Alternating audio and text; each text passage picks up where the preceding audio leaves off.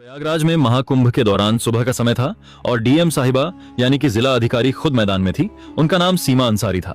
अपने काम के प्रति ईमानदारी और सख्ती के लिए वह जानी जाती थी। इस बार प्रशासन ने कुंभ में सुरक्षा और व्यवस्था के कड़े इंतजाम किए थे। सीमा साहिबा को इस बात की जिम्मेदारी गई थी कि पूरा आयोजन शांति और सुव्यवस्थित ढंग से संपन्न हो। सीमा साहिबा को आमतौर पर सूट या साड़ी में देखा जाता था, लेकिन इस बार उन्होंने अपने धर्म और संस्कृति को ध्यान में रखते हुए हिजाब पहन रखा था। वैसे तो वह इसे निजी समारोहों में पहनती थी, लेकिन आज का दिन खास था। वह गंगा घाट पर निरी के लिए आई थी और हिजाब के साथ हल्के रंग का कुर्ता पहना हुआ था। घाट पर तैनात पुलिस वाले हर व्यक्ति की गतिविधियों पर नजर रख रहे थे। विशेष रूप से संदिग्ध व्यक्तियों की जांच हो रही थी। सीमा साहिबा भीड़ में चुपचाप निरीक्षण कर रही थी। उन्होंने अपनी गाड़ी और सुरक्षा दल को घाट के बाहर छोड़ दिया था ताकि वह आम लोगों के बीच जाकर माहौल का जायजा ले सके। जैसे ही वह घाट की ओर बढ़ी, कुछ पुलिस कर्मियों की नजर उन पर पड़ी। एक कांस्टेबल ने अपने सीनियर से कहा, सर वह महिला संदिग्ध लग रही है। देखो वह अकेली घूम रही है और उसके कपड़े भी थोड़े अलग लग रहे हैं। सीनियर इंस्पेक्टर ने दूर से देखा और हामी भरते हुए कहा, ठीक है, उसे रोककर पूछताछ करो। किसी भी अनजान व्यक्ति को ऐसे नहीं छोड़ सकते। सीमा साहिबा इस बात से अनजान थी कि पुलिस वाले उन्हें संदिग्ध समझ रहे हैं। जब वह घाट के पास रुकी और एक छोटे बच्चे से गंगाजल के बारे में बात करने लगी, तभी दो पुलिसकर्मी उनके पास आ गए। मैडम, आपको यहां क्या करना है? सीमा ने शांत स्वर में कहा, बस ऐसे ही दर्शन करने आई हूं और व्यवस्थाओं को देख रही हूं। पुलिसकर्मी उनकी बातों को नजरअंदाज करते हुए बोले, आपका आईडी कार्ड दिखाइए। सीमा ने मुस्कुराते हुए जवाब दिया, आईडी कार्ड तो मेरे पास है, लेकिन आप यह क्यों पूछ रहे हैं? यह सुनकर पुलिसकर्मी थोड़ा सख्त हो गए। आप आईडी नहीं दिखाएंगी तो हमें आपसे पूछताछ करनी पड़ेगी। अकेले क्या घूम रही? सीमा को समझ नहीं आया कि बात किस ओर जा रही है। तभी सीनियर इंस्पेक्टर भी आ गए और बोले, आपके पास कौन सा सामान है? कृपया अपना बैग खोलिए। सीमा साहिबा ने स्थिति को समझने की कोशिश की। उन्होंने सोचा कि अगर अभी वह अपनी पहचान बताएंगे तो यह लोग शर्मिंदा हो सकते हैं। इसीलिए उन्होंने पहले पुलिसियों की गंभीरता को परखने का मन बनाया। उन्होंने शांति से कहा, आप जो चाहे पूछ सकते हैं, मैं यहाँ किसी गलत इरादे से नहीं आई हूँ। पुलिसकर्मी अब पूरी तरह से शक के घेरे में आ गए। उन्होंने सीमा का बैग ले लिया और जांच शुरू कर दी। इसी दौरान एक अन्य पुलिसकर्मी ने कहा, इन्हें थाने ले चलते हैं, वहां पूरी पूछताछ करेंगे। घाट पर खड़े लोग इस नजारे को देखने लगे। किसी ने कहा, लगता है कोई संदिग्ध है, देखो पुलिस वाले कितने गंभीर हैं। सीमा साहिबा अब तक शांत थी। उन्होंने तय किया कि वह अब भी अपनी पहचान नहीं बताकर स्थिति को और आगे बढ़ने देंगी। सीमा को थाने ले जाया गया। वहां इंस्पेक्टर ने उनसे सवाल जवाब शुरू कर दिए। आप कहां से आई हैं? यहां क्यों आई हैं? आपका नाम क्या है? सीमा ने मुस्कुराते हुए कहा, क्या मैं अपना नाम बाद में बता सकती हूं? पहले आप अपने सवाल खत्म कर लीजिए।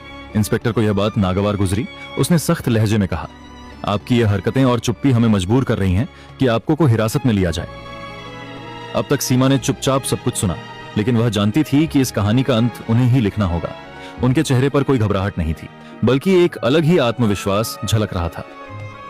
थाने में माहौल गर्म हो चुका था। सीमा साहिबा को अब भी पुलिस कर्मियों ने संदिग्ध मान रखा था।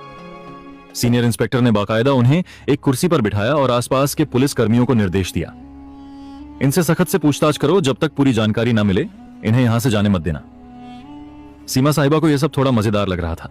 वह सोच रही थी कि पुलिस का यह कड़ा रवैया उनकी व्यवस्था का ही हिस्सा है और यह देखना उनके लिए किसी अनुभव से कम नहीं था।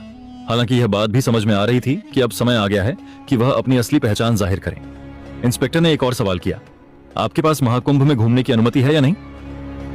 सीमा ने हल्की मुस्कान के साथ जवाब दिया, मैंने अनुमति ली है, लेकिन शायद आप मुझे पहचान नहीं पा रहे हैं। इंस्पेक्टर का गुस्सा बढ़ता जा रहा था। पहचान, हमें आपकी पहचान से मतलब नहीं है। सीधे सीधे अपनी आईडी दिखाओ और यह का गोलमोल जवाब देना बंद करो। सीमा अब भी अपनी जगह पर शांति से बैठी थी। तभी उन्होंने अपने बैग से पानी की बोतल निकाली और पूछा, क्या यहां पानी मिलेगा या खुद पीने के लिए लाना होगा? यह सुनकर एक कांस्टेबल झुंझला गया। मैडम, ये कोई पिकनिक स्पॉट नहीं है, आप जवाब दे वरना ये नरमी हम और नहीं दिखाएंगे। सीमा साहिबा ने आखिरकार कहा, अच्छा चलिए, आपको अपनी पहचान बताती हूं, लेकिन इसके बाद आप अपनी टीम को बताना कि पहले किसी के साथ ऐसा व्यवहार ना करें। यह सुनते ही इंस्पेक्टर को थोड़ा झटका लगा। उसने सीधा सवाल किया, कौन हो तुम और किस अधिकार से हमें सिखाने की बात कर रही हो? सीमा ने अपने बैग से अपना आईडी कार्ड निकाला और मेज पर रख दिया।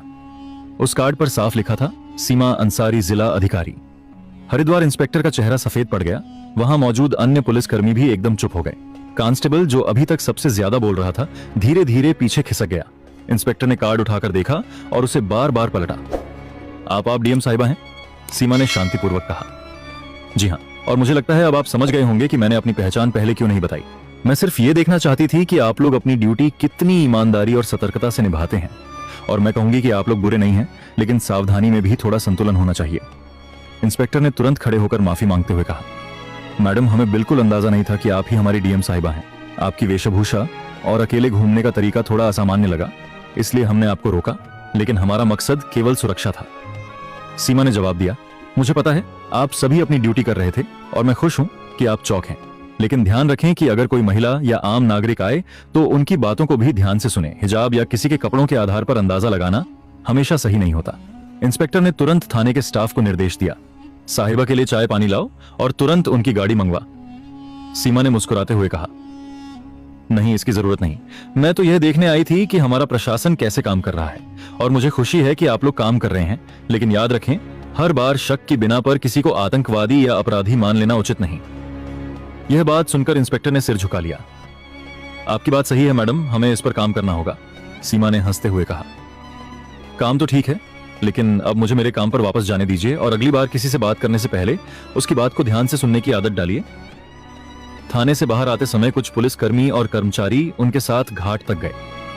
वहां मौजूद लोग अब भी उन्हें देख रहे थे। कुछ लोग कानाफूसी कर रहे थे कि यह वही महिला है जिसे पुलिस ने पकड़ा था। सीमा ने गाड़ी में बैठने से पहले पलटकर देखा और पुलिसकर्मियों से कहा, आप लोग अच्छा काम कर रहे हैं, लेकिन एक जिम्मेदार नागरिक से बात कर अपनी मानवता को भी बनाए रखें और अगर आप मुझसे सहमत है तो यह संदेश अपनी टीम तक पहुंचाएं। इंस्पेक्टर ने सिर झुकाकर हामी भरी। जरूर मैडम। यह हमारी तरफ से एक सीख रही थाने की घटना के बाद सीमा साहिबा घाट पर वापस लौट आई। अब तक पुलिस कर्मियों और वहां मौजूद कर्मचारियों के चेहरे पर न केवल शर्मिंदगी बल्कि उनके लिए गहरी इज्जत भी साफ झलक रही थी। हालांकि सीमा ने इस घटना को ज्यादा तूल नहीं दिया और अपने काम पर ध्यान केंद्रित किया। घाट पर लोग अब भी उन्हें देख रहे थे। कुछ ने पहचान लिया था कि वे डीएम साहिबा हैं, तो कुछ अब भी यह सोच रहे थे कि यह महिला कौन थी जिसे पुलिस ने पकड़ा था। सीमा ने भीड़ की परवाह किए बिना घाट पर मौजूद व्यवस्थाओं का जायजा ले शुरू कर दिया। दोपहर तक यह घटना पूरे पुलिस महकमे में फैल चुकी थी। जिले के ईएसपी तक बात पहुंची और उन्होंने तुरंत थाने के इंस्पेक्टर को फोन किया। इंस्पेक्टर साहब, ये क्या सुन रहा हूं, आप लोग डीएम मैडम को संदिग्ध समझकर पकड़ लाए।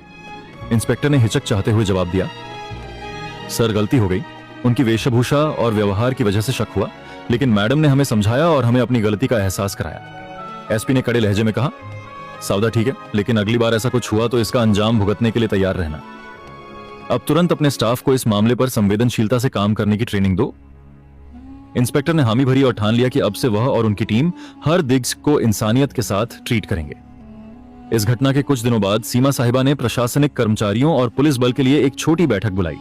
इसमें उन्होंने सीधे शब्दों में कहा, मुझे आप सब पर गर्व है कि आप लोग कुंभ जैसे बड़े आयोजन को संभाल रहे हैं, लेकिन मैं आपसे एक बात कहना चाहती हूं, कानून के पालन के साथ साथ हमें अपनी मानवता भी बनाए रखनी होगी। हर व्यक्ति पर शक करना जरूरी नहीं है। जो लोग अलग दिखते हैं वे गलत नहीं होते। उनका सम्मान करें, उनकी बात सुने।